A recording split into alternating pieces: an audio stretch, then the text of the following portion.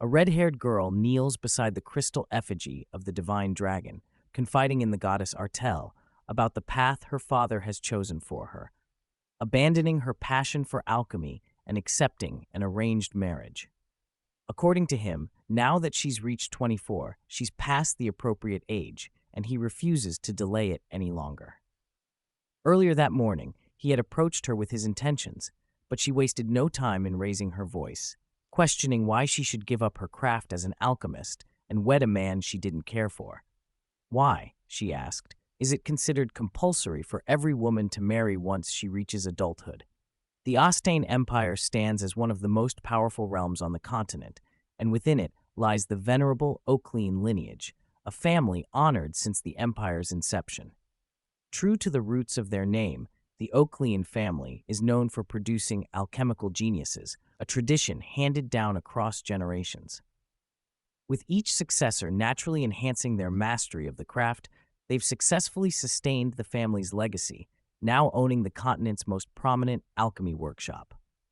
Within that very workshop, Master Hymes makes a sudden appearance, catching his apprentices off guard.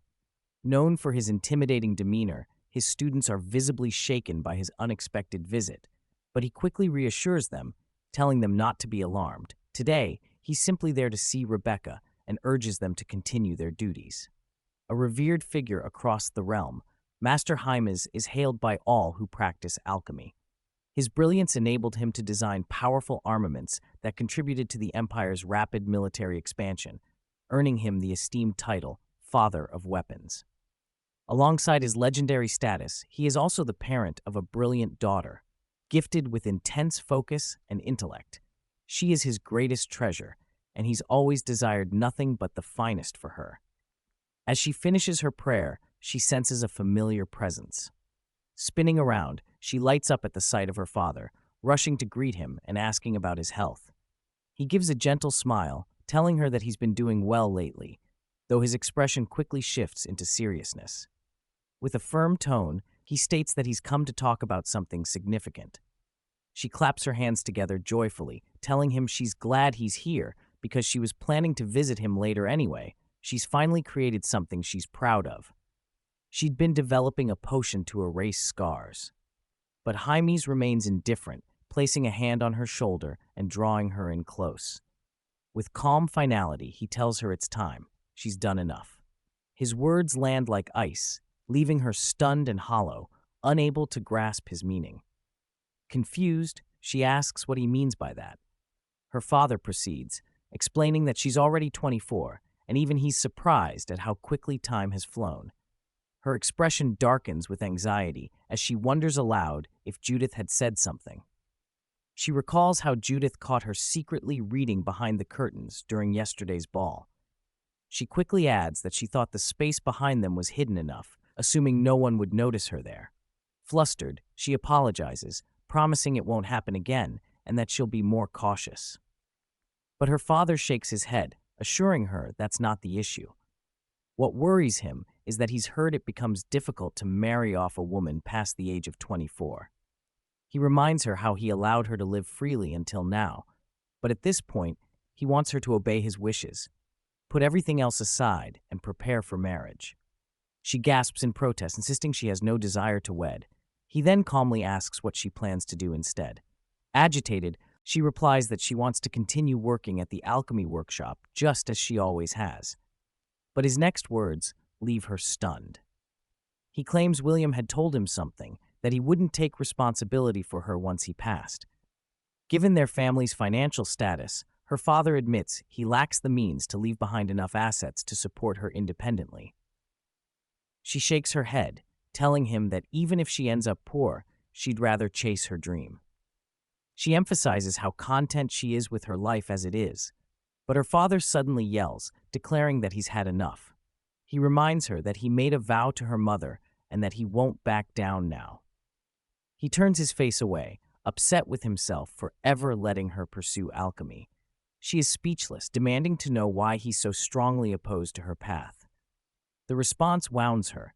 He bluntly asks if she truly believes she can make a living through alchemy. He urges her to think about all her past creations, pointing out that none of them hold any real value in his eyes, and so his verdict is final. She must abandon alchemy and focus solely on her bridal training. Because, as he insists, every step he's taking now is only for her benefit. After the betrayal by her father, she returns to the statue of Artel, confiding her sorrow to it. She speaks of how she doesn't wish to marry nor give up her role as an alchemist, expressing her desire to keep living just as she is. She wonders aloud if that makes her childish. Her heart aches at the thought that the man who had never once scolded her in her life now sees her as a failure, someone without talent in alchemy. She turns back to Artel's likeness, seeking some kind of clarity, because in her heart she believes she truly is an excellent alchemist. As tears spill down her cheeks, she confesses how conflicted the entire situation has made her feel. Yet even so, she vows to remain steadfast, telling herself that the moment to craft that one true elixir still lies ahead. She then recalls the tale passed down about the legendary Oakling and how that destined time hasn't come yet. Resolving to protect both the legacy of her house and her own pride as an alchemist, she still finds herself unsure of her next steps. A wild thought crosses her mind, that maybe she should simply run away. She begs the great Artel for guidance, hoping for even the faintest hint of a sign. Overwhelmed, she breaks down into sobs, lost and directionless. Then, without warning, a handkerchief appears before her eyes. She grasps it gently, holding it close, staring at the statue with glimmering eyes as if it had gifted her this token. Emotion floods her as she hugs it tightly to her chest, though she knows deep down that such a miracle is impossible. She brings it to her nose, inhaling the soft, pleasant scent, surprised at how luxurious and smooth it feels against her skin.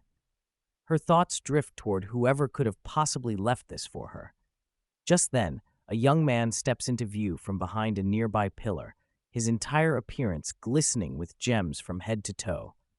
Several hours before Carlyle arrives at the temple, during a lively gathering of noblewomen, a single man instantly draws every pair of eyes, leaving the ladies breathless in awe. Their chatter buzzes with admiration for the one and only Duke Rowenster. And who could blame them? With his unblemished complexion and long, flowing violet hair, the Duke stands as a figure sculpted by the gods themselves. A noble of Astine and the Empire's first swordmaster in half a millennium, Carlyle embodies more than nobility. He radiates a divine charm. His face is ethereal, yet what truly drives women wild is his physique. Possessing a sculpted body, impressive height, and sheer strength, Carlyle exudes masculine allure in every step. Many of the noble ladies believe the goddess Artel herself must favor this man, gracing him with such perfection. Even on this particular day, though his mood is clearly foul, his scowl only intensifies the ladies' fascination. Suddenly, a striking woman with shimmering azure hair approaches the group, questioning why they're all gathered in one place. She is none other than Haley Carsius, daughter of Duke Carsius. The young women respectfully greet her, though her presence shifts the mood. Haley demands to know why Carlyle has not yet arrived, pointing out that the former emperor has summoned him and questioning whether they intended to delay him here with idle admiration. Her blunt tone sparks murmurs among the group, whispers tinged with ridicule, criticizing her for speaking so boldly when she's merely a duke's daughter. As if summoned by the very tension, Carlyle finally appears. He nods briefly to the ladies in apology and swiftly makes his way toward the emperor's chambers. Passing Haley without pause, he casts only a fleeting glance in her direction. The look is sharp and frigid, and its chill ripples through her entire body. Inside the imperial room, Carlyle offers a respectful bow before the ailing emperor, who wastes no time with pleasantries. The aging monarch immediately instructs him to set aside ceremonial courtesies and address a personal matter. With a raspy tone, he asks when Carlyle intends to marry. Maintaining his usual composed demeanor, Carlyle bows again and replies that he has no intention of marrying anytime soon.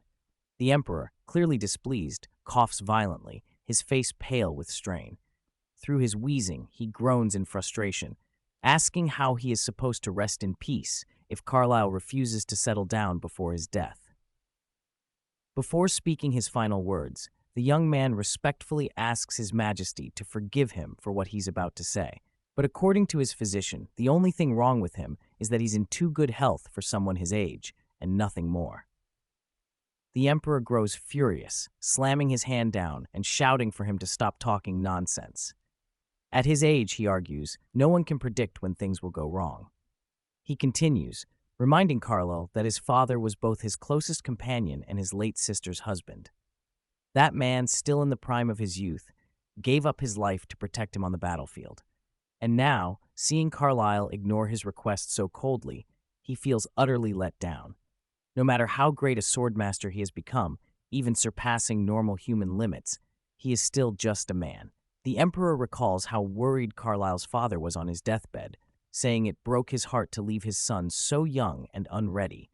With his last breath, he made the emperor promise to act in his place at Carlyle's wedding. Carlyle lets out a tired sigh, asking for forgiveness as he explains he doesn't have any woman in mind to marry. The emperor nods, admitting that with his charm and position, every noblewoman wants him, but Carlyle always avoids them, and he's had enough. Suddenly, the emperor pounds the table in frustration, yelling that he has been patient long enough and can't tolerate this anymore. Carlyle calmly asks His Majesty to grant him a bit more time, promising that soon he will introduce him to the girl he wants to marry. The emperor gave him a disapproving look, saying he had heard that excuse far too many times, questioning if the duke didn't feel any shame in repeating the same lie again and again. He then pointed at him sternly and declared, as the sovereign of the empire, that he must marry within the year. Carlyle tried to push back, but the emperor remained firm, warning him that if he refused, he would personally arrange a political marriage on his behalf, and told him to remember that well. After the audience ended, Carlyle paused on the palace balcony, trying to collect his thoughts. He was soon approached by Oberit Astin, who commented on the troubled look on his face. Carlyle immediately gave him a courteous bow, but Oberit told him it wasn't necessary. He then asked what his father had told him that day. Carlyle admitted that he had been ordered to marry within the year. Even the prince found it difficult, realizing that his aunt must have already given up persuading him. The duke sighed and acknowledged that he understood marriage was inevitable. The prince reminded him that settling down would be best since the Rowenster bloodline couldn't just end with him, not to mention the situation with his younger sister. And he was already 28. He even suggested Haley, saying she was the most attractive noblewoman in the land. But Carlyle dismissed the idea, saying he didn't care about appearances, which made the prince laugh lightly, pointing out that Haley already behaved like his fiancée, despite having no real connection with him. Still, Carlyle made it clear that marrying her was never an option, but the prince informed him of the potential consequences if he refused to marry her, warning that he might become an enemy of the Carsius family. However, Carlyle turned away, stating bluntly that he didn't care and was leaving. The prince then asked whether he was heading once again to the High Temple. Carlyle turned back, answering yes, saying that it remained the most peaceful place in the world for him. A short time later, upon entering the temple and offering a polite nod to the guards, he suddenly paused, sensing another presence nearby. When his eyes landed on Rebecca, he instantly recognized her as the same striking young woman he had seen once before. Tucked quietly behind the curtain, engrossed in reading a book. 10 years ago, he had been hiding from a group of girls in the garden while they searched restlessly for him everywhere.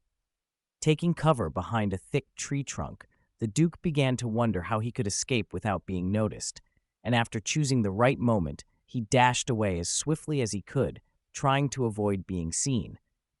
When he finally found a hiding spot, he arrived at the castle and stopped in front of a small room, but upon realizing it was merely a storage area, he deemed it safe enough to stay hidden there. It was there that he first encountered her. He was taken aback at the sight of her, unintentionally startling her with his sudden presence. She turned toward him, surprised, and rushed over, asking who he was, suspiciously questioning if he was sent to find her. Confused, he quickly gestured no with his hands, which brought her some relief, and she softly sighed, saying that was good. Carlyle had thought he was the only one clever enough to hide there, only to discover someone else had the same idea. Meanwhile, the girl resumed her reading, deliberately ignoring the young duke she didn't recognize. He, in turn, decided it would be better to leave before she reacted like the others, but then noticed her full attention was on a book, and she seemed to be solving something intently. He was confused by this sight. Why was a girl reading at such a grand event, one that even his younger sister had been thrilled about, spending hours pampering her hair and skin in preparation? Curious, he leaned in to take a look and was shocked to see it was a book on alchemy. She was so engrossed in it that she didn't even notice him nearby. Suddenly, she grew flustered, unable to work out a question. Watching her struggle, he tried to make a few sounds to draw her attention, but she remained completely immersed. After a few failed attempts, he walked over and gently tapped her shoulder. She turned and asked what the issue was. He pointed to the formula, explaining that she had misinterpreted one part of it, which was why she was stuck. The girl took the book from his hands and raised it above his head, startling him. She chuckled, smiling warmly, and thanked him, saying she managed to solve the problem because of his help. He blushed, noticing the pink hue of her cheeks, and stepped back, still gazing at her, thinking how unusual it was that she showed no interest in him. He even wondered whether she knew who he was. Then, his attention was drawn to her red hair and the alchemy book, making him wonder if she belonged to the Oaklean family, known for those exact traits. Thinking she might share his dislike for extravagant parties, he smiled, finding her adorable, and for the first time, he didn't mind that feeling. Back in the present, he hides behind the wall, eyes fixed on her, ears tuned to every word she utters, thinking how little she's changed, even though 10 long years have passed since their last encounter. She sits there, quietly sobbing, lost in sadness over her father's decision. Watching her pain, he frowns, heart heavy with the sight. Unable to bear it any longer, he steps forward silently, placing his handkerchief beside her before slipping away around a nearby corner. Hidden in the shadows, he waits and watches, confirming what he suspected. The girl is truly devastated at the thought of marriage. With that, he turns back toward the palace. As he emerges from the hallway, a striking woman in a royal blue dress stands waiting. She's none other than Adelheid Rowenster, the Duke's mother and the former emperor's younger sister. He bows respectfully, and she eyes him carefully, remarking that he looks far better than she had imagined. Honestly, she'd expected her brother to impose an imperial decree on him without hesitation. The Duke responds with a faint smile, admitting that he actually did, but the calmness in his voice surprises his mother. Despite carrying the weight of that decree, he remains composed. Then, after a pause, he hesitantly asks what she thinks of the Oakland family. Adelheid scratches her neck thoughtfully and replies that they're not so different from their own family. Both lineages go back to Astine's founding. In fact, the very first Oakline was a legendary alchemist. Even more, the former head of their house, Hymus Oakline, had made great contributions to the empire. As her words fade, the Duke's smile deepens, and Adelheid suddenly realizes what he's hinting at. From what she remembers, Hymus had a daughter, and it's clear her son might have feelings for her. Embarrassed, he exhales with a slight blush and brings it up directly. Rebecca Oaklean. He softly tells his mother that he's thinking of sending a marriage proposal for her. The entire family of alchemists gathers in the living room, and the atmosphere turns heavy, signaling that a serious discussion is about to unfold. Just then, Rebecca arrives at the entrance, knocking on the door and asking what's going on, sensing the weight in the air from everyone's expressions. She instantly notices it isn't just William and his wife Judith present. Her father and Locke are there too, intensifying the atmosphere. Without delay, William pulls out an envelope and hands it to her, informing her that someone has sent a marriage proposal. Rebecca accepts the envelope, puzzled by the strange shift in William's demeanor. For someone always eager to marry her off and be rid of her, his current angered expression seems out of place. As she opens it, she silently prays to Artel, already fearing this might be the end of her alchemy journey. But to her shock, her eyes widened. This isn't a random offer. It's a letter from the Duke of Carlisle himself, asking for her hand in marriage. Sometime later, a carriage pulls up to the Duke's castle, and stepping out gracefully in a flowing red dress is none other than Rebecca, looking radiant and refined. Seeing the grandeur of the Duke's estate for the first time, she can't help but be impressed by how vastly different it feels from anything she's known. A well-mannered attendant greets her with a respectful bow, informing her that His Grace awaits her in the parlor and gestures for her to follow. Holding up her elaborate gown delicately, Rebecca enters the castle, nerves getting the best of her. Her body trembles slightly as she walks through the lavish corridors, eyes wide at the stunning interior, overwhelmed by both the setting and the weight of the moment. The heavy dress, something she's unaccustomed to, adds to her unease. At last, she reaches the room. Two attendants open the grand doors, and a smooth, commanding voice welcomes her. It's the Duke, introducing himself as Carlyle. She steps in and bows slightly, returning the greeting, but nerves betray her balance, and she nearly stumbles. Carlyle overlooks her clumsy entrance, calmly inviting her to sit, noting that tea has been arranged and he hopes it suits her taste. She lowers herself onto the plush sofa cautiously, flustered that he hadn't acknowledged her near fall. Struggling to keep her dress in check, she manages to say she enjoys tea. Taking a rigid sip to mask her nervousness, she tries to keep composed while Carlyle gazes at her with a faint smile, casually asking whether his unexpected proposal caught her off guard, only heightening her anxiety further. She clinks her cup softly and responds with a hesitant yes, admitting that his proposal had genuinely caught her off guard.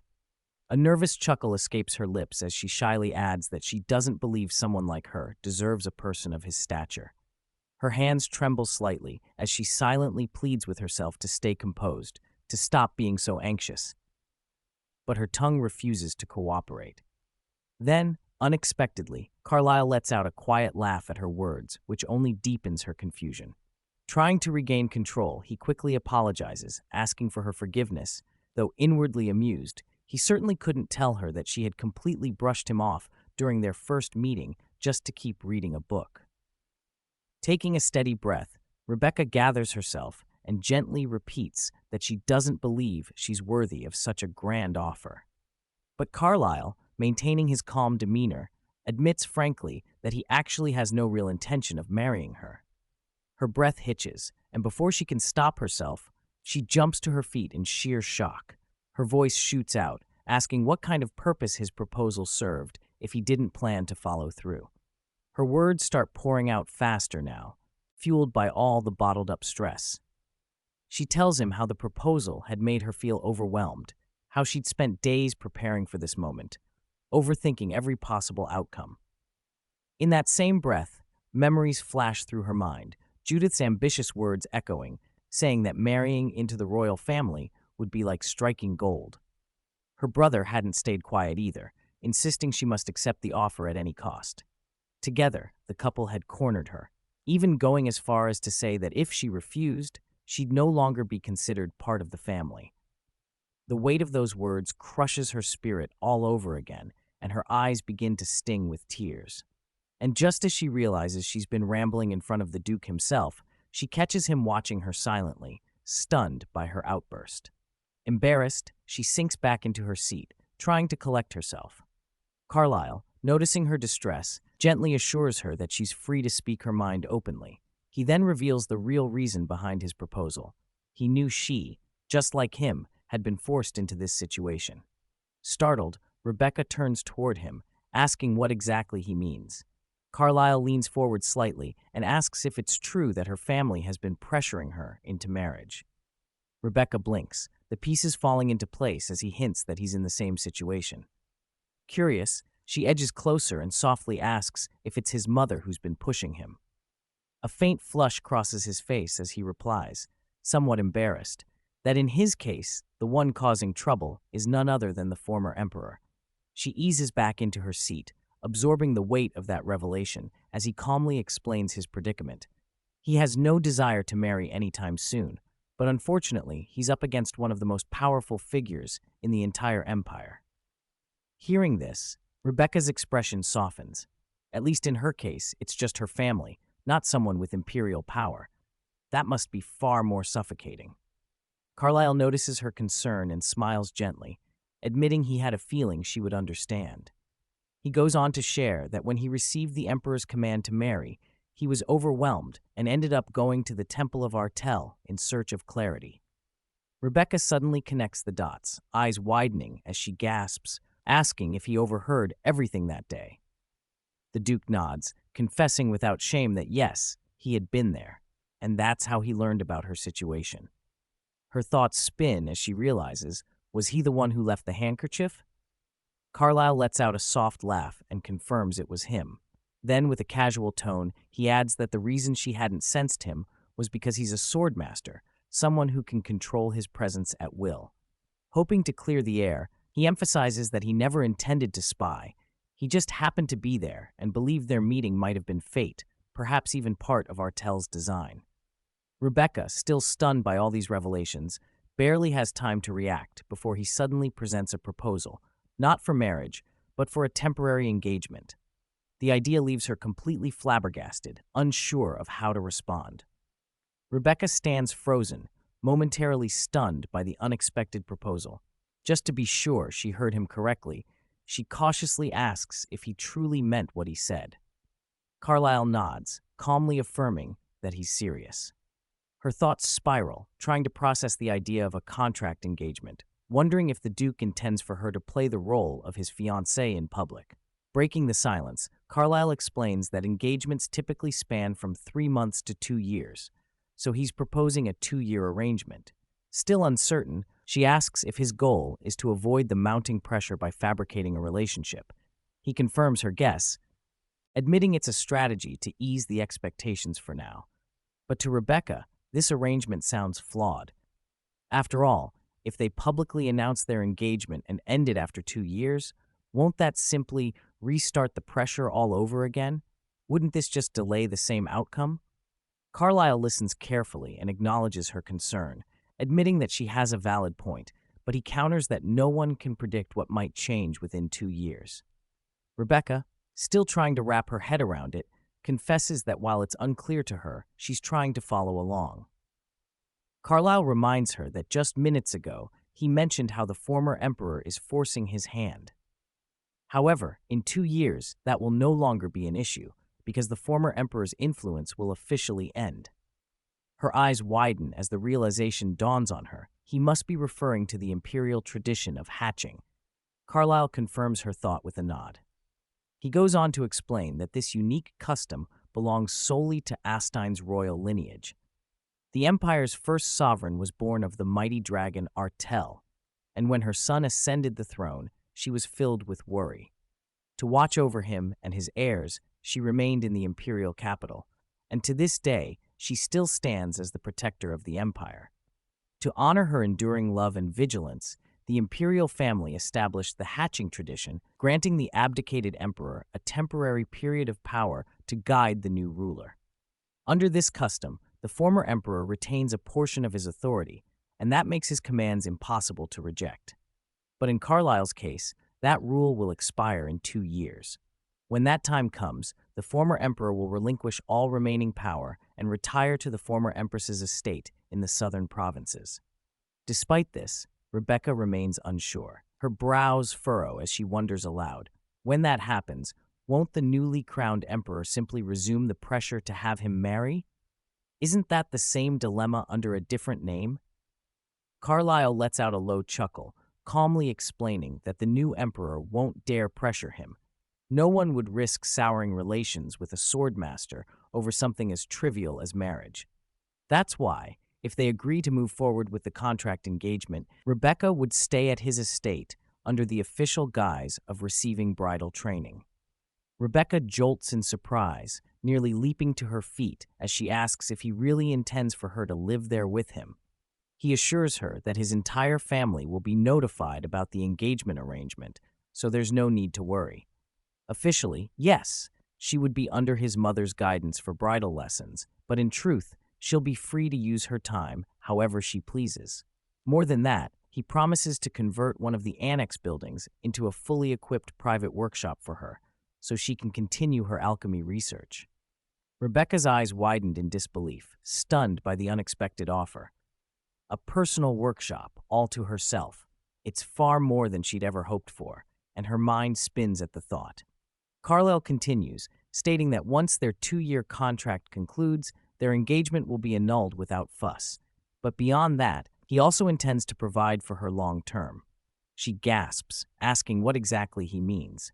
He replies that first and foremost, he'll prepare a proper residence for her, wherever she chooses to live, whether in the imperial capital or elsewhere, and he'll ensure she has every tool, material, and facility she needs to keep researching as an alchemist. The generous promise makes her stammer, still trying to process it all. Carlyle adds that he'll also guarantee her financial security for life. She stares at him, completely dumbfounded. As if that weren't enough, he casually offers to invest in a large-scale workshop for her if she ever wants to expand. That's when Rebecca raises a hand, pleading with him to stop for a moment. She admits it's all too overwhelming. She even confesses that she isn't capable of crafting high-value items like weapons. Carlyle responds with a soft smile, reassuring her that it doesn't matter. His family's wealth is more than sufficient, and he's personally more than willing to support her dreams. Rebecca's expression softens, her heart touched. She gazes at him with sparkling eyes, quietly remarking that he must really despise the idea of marriage. Carlyle exhales, confirming everything he's offered will be clearly written into their contract. None of it will change or be withdrawn. Amused and slightly flustered, Rebecca admits that she believes in him, but her expression shifts as she says she'll need some time to properly understand everything. Without missing a beat, Carlyle tells her to take all the time she needs, and once she's made her decision, she's welcome to return. After all, his letter of proposal has already bought them both a bit of breathing room. She quietly thanks him, and Carlyle responds with a warm smile, watching her with a gentle gaze. After their conversation ends, Rebecca returns home, and the moment she steps inside, her parents rush toward her. Judith, clearly agitated, demands to know what she and the Duke discussed, insisting that the marriage must be confirmed already. Rebecca ignores them, sprinting past and heading straight for her room, calling out that she'll explain everything tomorrow. Her parents yell after her, demanding answers immediately, but she doesn't stop. She bounds up the stairs, enters her room, and slams the door shut behind her. A few seconds later, there's a knock on the door. Already exhausted, she doesn't respond, but her father opens it anyway, stepping inside and calling her name softly. He gently pats her shoulder, saying that he understands. Locke had been incredibly worried about her too. He adds that her decision must be weighing heavily on her heart, especially since she ran straight to her room rather than going to her workshop, which he finds a little concerning. Rebecca turns toward him and says his name, but before she can get another word out, Hymes remarks that the Duke seems like an admirable man, doesn't he? She replies that he's far too noble for someone like her. Hymes continues, explaining that becoming a duchess will bring its own challenges and responsibilities, but it will also offer great privileges. In truth, there's hardly a better family in the Empire to marry into than the Rowansters. Relations between their houses have always been harmonious. Rebecca sits in silence, troubled by the thought that she's not truly getting married at all. It's just a contract, a well-orchestrated lie to mislead both her family and the entire empire of Astine. Hymes then shares a quiet moment from the night before, telling her that he had dreamt of her mother. In his dream, Cordelia asked him if their daughter was happy with the life he'd prepared for her, but he woke up before he could answer. The mention of her mother's name brings a wave of sadness to Rebecca's face. Her father continues, saying that Cordelia had endured many difficulties as a noble without an official title. So the next time she visits him in his dreams, he wants to tell her, with confidence, that their daughter is becoming a duchess. He believes she would be overjoyed by the news. With those words, he turns toward the door, opens it slowly, and tells her to get some rest, then firmly shuts it behind him, his silence a quiet warning. Rebecca stares at the door, completely stunned, unsure of what to do next. Eventually, she steps out of her room, thinking that the best way to clear her mind is to lose herself in alchemy. But the moment she enters the workshop, two young men call her name in shock, their hands trembling. Confused, she asks if something's wrong. They glance at each other nervously, and just as she follows their gaze, she gasps, realizing something's very wrong. Her thoughts race as she wonders what in the world is happening here. Suddenly, Rebecca rushes into the workshop, a sense of dread flooding her as her eyes scan the room. Her entire work table, along with everything that once sat on it, is gone. Panic grips her chest as she turns sharply toward the students present, her voice rising in urgency as she demands to know where her materials are. The students exchange nervous glances, unable to form a coherent response. After a tense silence, one of them finally steps forward and hesitantly confesses. The day before, the head of the house had instructed them to remove all of her belongings, claiming they were no longer necessary since she was getting married. Rebecca reels in shock, the words cutting deep. Her breath shortens, and her voice cracks as she asks about the research data she had spent years collecting. Her heart sinks as she hears the final blow. Everything was already discarded. Her body begins to tremble, fury overtaking her reason. She clenches her fists and whispers her brother's name through gritted teeth. But in the next breath, rage surges through her, and she screams his name at the top of her lungs, her voice echoing through the halls with uncontrollable fury. Meanwhile, William sits alone in his study, quietly gazing at the letter in his hand, his expression calm and contemplative. He never imagined his sister would one day become a duchess. But this turn of events, he thinks, is an incredible opportunity not just for her, but for the entire Oaklean family. His thoughts are abruptly interrupted when the door bursts open with a loud bang. Rebecca storms in, shouting his name, her footsteps heavy with fury as she marches straight toward him. Her voice shakes with emotion as she demands an explanation. Why did he have her desk removed from the workshop? And what happened to all her research and inventions? She slams her hands on his table, shouting even louder, demanding to know where he threw everything. William stares at her in disbelief, shocked by her sudden outburst. He snaps back, asking what the hell she thinks she's doing, barging into his study like this. Rebecca fires back instantly. That's exactly what she wants to ask him. She straightens, eyes blazing, but William's temper flares. He slams the table with his fist, telling her that there's a limit to how much of her arrogance he's willing to tolerate. She knows exactly what he's implying, that now, as the new head of the Oaklean family, he expects deference and obedience. But she refuses to back down, still demanding to know what gave him the right to strip her workspace. Outside the study, the maids begin whispering, nervously peeking at the escalating confrontation. William catches their glances, his pride stung. How dare his younger sister humiliate him in front of the staff? His voice rises once more as he slams the table again, shouting at her. How did their father even raise someone like her? Where did she get the audacity to yell at her own brother? And what, exactly, is her problem? William's voice grows colder as he leans forward, glaring at her. He tells her bluntly that since she's about to be married, it's time she gave up on her childish fantasies. The words hit Rebecca like a slap. Her breath catches, stunned by the sheer dismissiveness in his tone. But William isn't finished. His voice sharpens as he scoffs, asking what she ever expected, that she could seriously become an alchemist? He raises his voice, shouting that everything she's ever created is nothing but useless garbage, nothing of value, nothing worth keeping. William adds sharply that the only reason she ever had her little desk in the workshop was because of their father. Rebecca clenches her fists, holding back for a moment before shouting that it had nothing to do with their father. She passed the test like everyone else. But her brother remains unmoved, his tone as cold as stone, telling her again that she has no talent, that she's never created anything of value, and that no one would ever call her an alchemist. After their heated argument stretches on, Rebecca lowers her voice and asks him directly, what has he done? What has he created, since he's so eager to judge her? Then she yells back, saying he only passed the exam and got the family seat because he was their father's son. William's face twitches with anger, and he snaps back that she shouldn't dare lump him in with someone like her.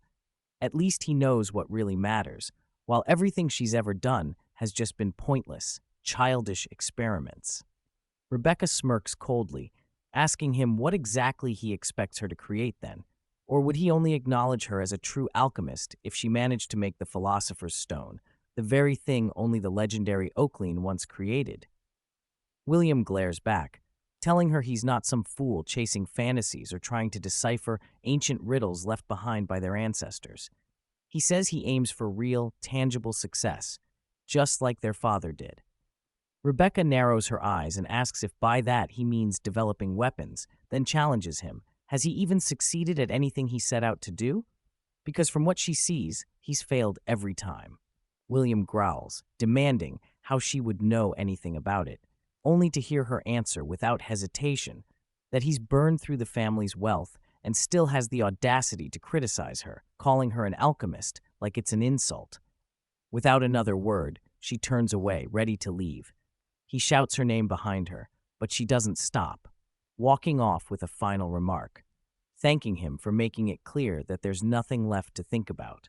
He looks at her, confused by her sudden resolve, only to hear her declare that she's going to get engaged to Duke Rowanster, because for the first time, she has a feeling she won't regret anything she does from now on. With pride burning in her voice, she slams the door behind her. William stares at the door, stunned by her behavior, wondering if she truly plans to abandon the family after getting married. But then he scoffs to himself. It's fine, he thinks, because once she's married off, she won't be able to live as an alchemist, no matter how much she tries. After storming out of her brother's study, Rebecca rushes to her father. Jaime, flipping through a book, looks up in confusion, asking her what's wrong. Without a word, she throws her arms around him, calling her brother a bastard. Her father gently reminds her that he's still her brother and she shouldn't say such things, but she brushes it off, telling him she's furious because William not only got rid of her desk in the workshop, but also discarded all her collected data and creations too.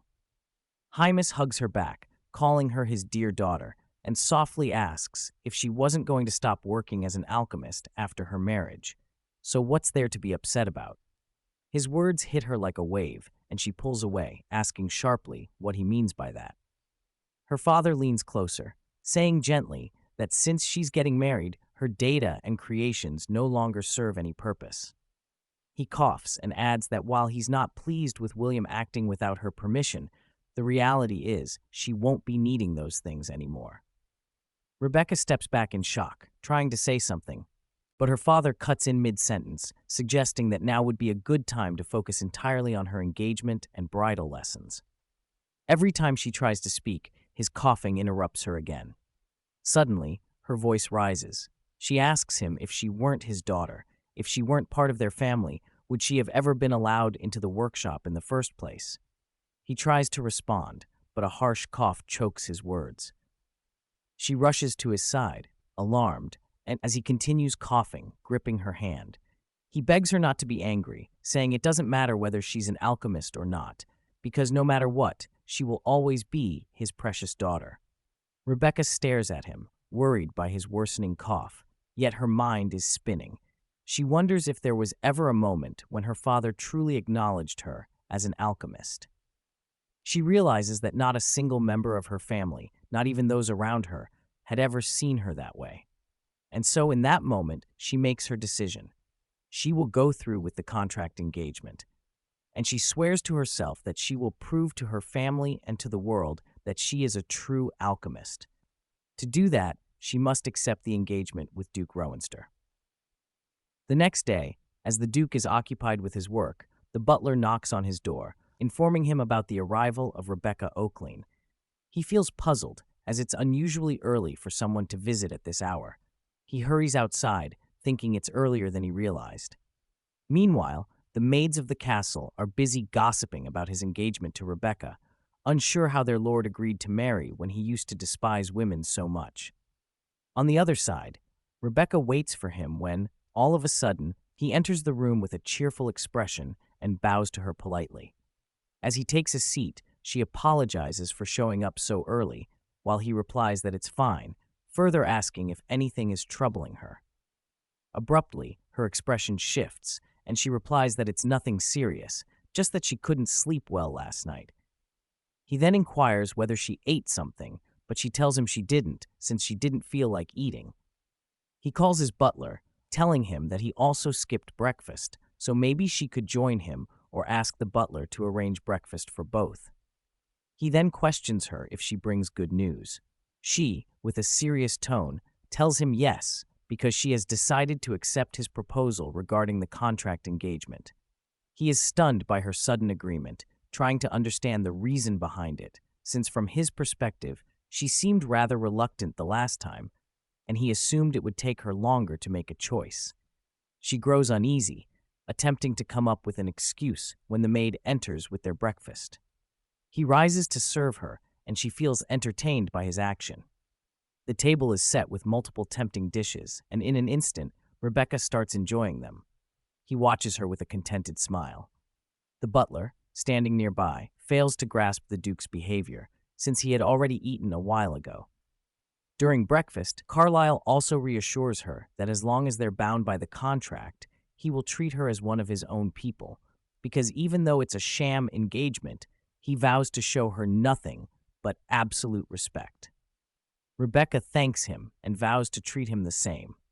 She tells him that she still isn't certain about their relationship and doesn't know how much she should trust him, adding that she's speaking about her personal situation. He assures her to feel comfortable around him, saying he wouldn't mind even if she cursed at him. She suddenly rises in frustration, declaring that she would never use such words towards him, as she wouldn't dare to utter anything so improper in front of someone so high-ranking. He chuckles, telling her she's being overly formal and suggesting they should call each other by their first names.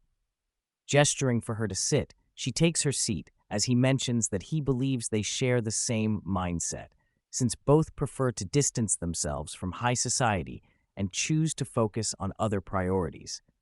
She doesn't dwell on it for long and even feels content accepting such an idea. Carlyle then asks her again what it was that led her to make such a quick decision about her future. Noticing that the mood isn't tense, she decides to open up and share something personal that had happened to her. Listening attentively, Carlyle learns everything about her life and the reason that pushed her into making such a choice. The quiet air fills the room before he gently asks if that's all. She continues, revealing that ever since childhood, her dream had been to become an alchemist. After following her father into his workshop for the first time, she couldn't imagine herself being anything else. While the other young women in the castle took etiquette lessons and learned how to arrange flowers and sew, she stayed beside her father, practicing alchemy. At the age of 15, she took the exam like everyone else and received the highest score, earning her a small desk in the workshop. She believed it was a reward given to the top scorer, and she thought everyone in the workshop was like family, people who acknowledged her as a true alchemist. But all of it turned out to be a false hope. She discovered only yesterday that none of them ever saw her as a real alchemist. And now she fears he might be one of them, wondering if he too sees her as just a pretty face. He tells her that isn't true because he believes she's the most devoted and diligent alchemist he knows. But how could he be so certain?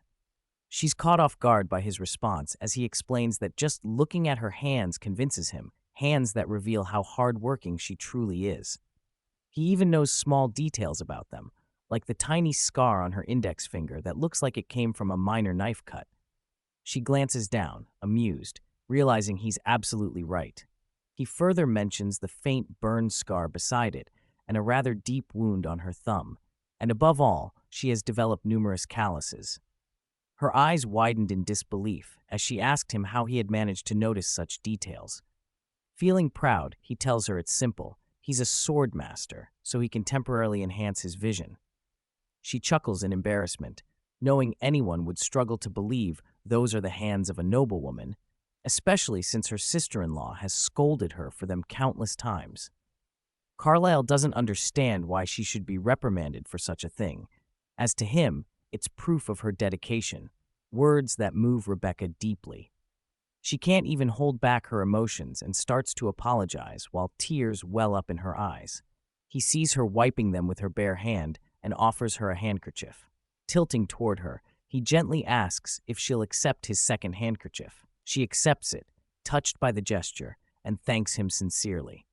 She speaks, saying his words have strengthened her resolve, and she will do everything within her power to make her family recognize her as an alchemist. Looking at her determined expression, Carlyle pulls out the agreement and hands it over to her. She receives it, becoming fully immersed in its content. He watches her, wondering how anyone could ever call her dream foolish when she's working so tirelessly to achieve it. Carlyle decides to share that, when he first picked up a sword, his instructor told him he had never seen a worse stance in his entire life. Rebecca looks confused, asking if it's true, since he's now the greatest swordsman in the whole empire, making it hard for her to believe right away.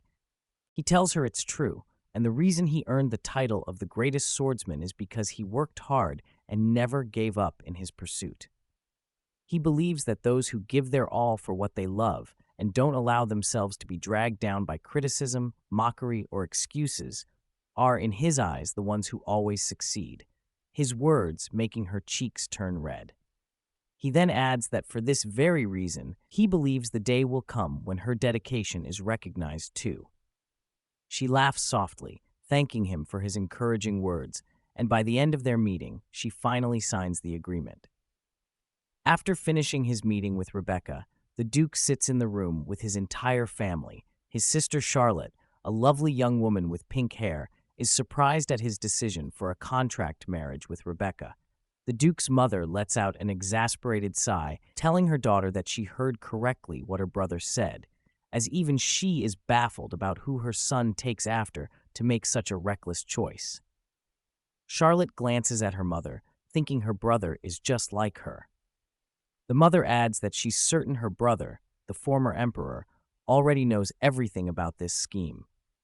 But Charlotte is more concerned about Rebecca and tells her mother that she's worried, as the lady won't gain anything from it. She adds that if Rebecca's engagement is broken off after 2 years, the other nobles will surely avoid marrying her, asking her mother if she also realizes this, because in that case, it would be impossible for her to ever marry anyone else. The Duchess agrees with her reasoning, then asks her son if he, too, believes it's such a damaging offer for a noblewoman. Charlotte supports her mother's view and suggests her brother find another way so that Rebecca doesn't have to suffer. But as he silently listens without responding, she grows irritated and urges him to participate in the discussion. He exhales quietly and tells both of them that he's already signed the contract. They both freeze in shock, asking if he really signed it with that lady. Charlotte immediately brings up Rebecca's nickname, the Oddball Lady, which even leaves Carlyle startled. She explains that it's the title society has given her, and regardless of who she is, she's still Rebecca, of all people. So how could anyone agree to something so outrageous? Thinking he might have misunderstood the situation, he rises from his seat and tells Charlotte she'll understand once she meets the lady in person. At the same moment, the mother continues believing that Rebecca must be extremely patient not to have slapped him, considering they didn't see any bruises on his face. Charlotte jumps up, agreeing with her mother, saying she also believes her brother deserves to be slapped. But suddenly, her thoughts shift in a different direction, making her wonder if maybe it's the lady who's actually deceiving her brother. So she starts presenting proof that it might be true that the lady is deceiving him, asking him to recall the time when several women entered his room disguised as maids, and even the one who threatened to take her own life if he refused to marry her. She also reminds him of the married woman who acted like they were already lovers and the one who jumped on him completely unclothed, worried about what would happen if Rebecca turns out to be just like them. Frustrated by his sister's doubts, he gets up to leave while she continues questioning what he'll do if she's right and Rebecca isn't truly a good person. He tells her not to overthink it and says he'll invite Rebecca to meet them in a few days and will officially introduce her to both of them. His sister, still confused, calls after him, but he keeps walking, thinking to himself that Rebecca isn't like that. In fact, he's genuinely thankful that she hasn't changed at all since the last time he saw her years ago, still the same gentle woman, not chasing after him like the others. After his firm decision, the news of his engagement spread across the entire continent, causing an uproar among the women. They don't hesitate to show their outrage, upset that now only one woman will have him.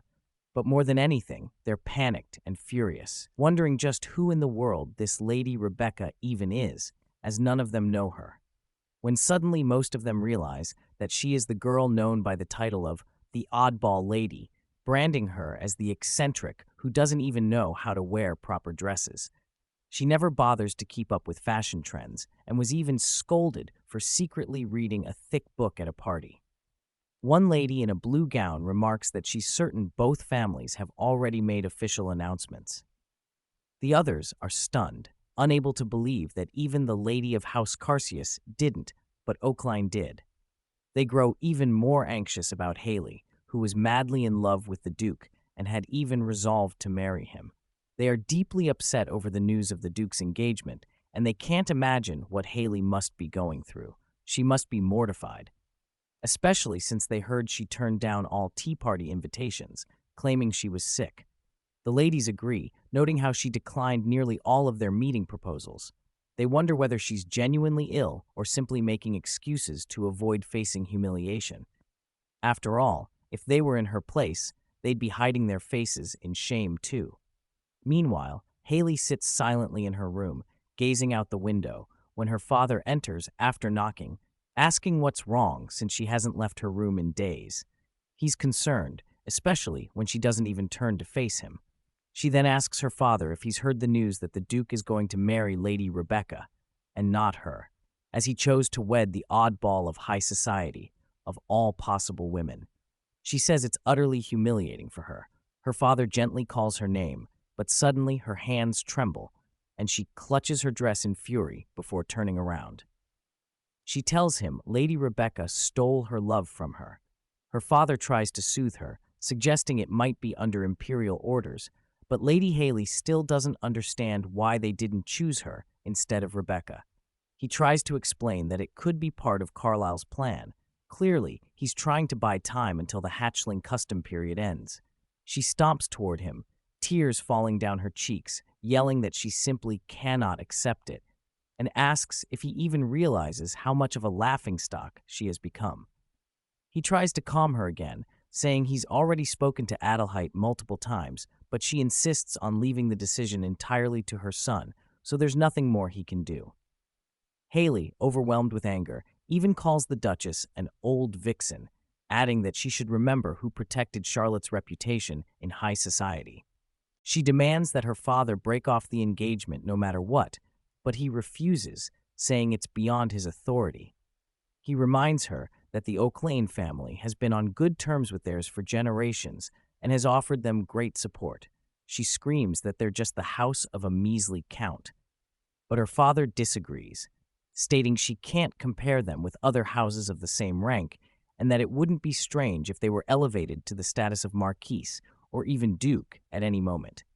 He further mentions that they are the family responsible for producing all the Empire's weapons. They also refine and repair each one. But Haley still dismisses them, telling her father to stop, insisting that they are nothing without the Carsius certification. Her father continues trying to convince her that the Oakline family holds just as much influence within the Empire as their family. She yells at him, saying they can't act so recklessly, asking if he's truly telling her she has no option but to stand by and watch that woman take her beloved away. Her father is completely baffled, unable to grasp why she's so fixated on him. He tells her that if she truly desires it, he can even arrange for her to become a queen of a kingdom. But she screams that she only wants Carlisle, no one else, because he's the only one capable of protecting her, and if she's to live her life in peace, she needs him. Her father remains confused, asking why she still hasn't let go of the past. Haley blames him for everything, declaring that it's all his fault. She adds that if he genuinely feels sorry for her, he must do whatever it takes to bring Carlisle back to her. She goes further, warning him that if she has to take matters into her own hands, she truly doesn't know what she might end up doing. She turns back toward the window, staring at the falling rain, grinding her teeth in frustration. In her thoughts, she rages, wondering how Rebecca even dared to try and steal the Duke from her, screaming Rebecca's name again and again in anger.